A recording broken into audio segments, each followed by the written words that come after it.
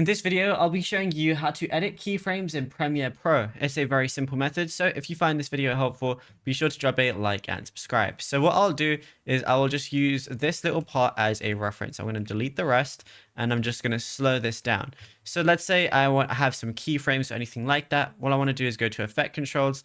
Let's say I have two keyframes there, two keyframes here, and two keyframes there. If I want to edit any of these, let's say I want to change the scale or anything like that, all I got to do is go to this one. Like, let's say I want to do scale on this one. I can go ahead and drag to it, and I'm gonna know that I'm on it when this is highlighted blue. Or what I could do is I see this back arrow, it says go to previous keyframe. So just go ahead and click on that, and it's gonna allow me to go there.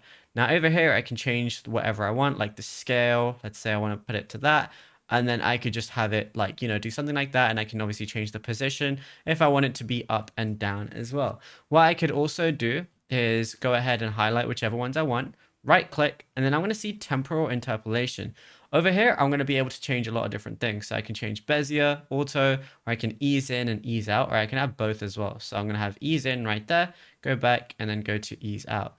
So now it eases in and then it eases out as well into the next one. And you could do that for whichever keyframes you want. And yeah, it's as simple as that. Now, if you found this video helpful, be sure to drop a like and subscribe. And also be sure to check out all our other tutorials that we've been posting on the channel as well, because there is a lot to go through and you might find something you didn't know about yet.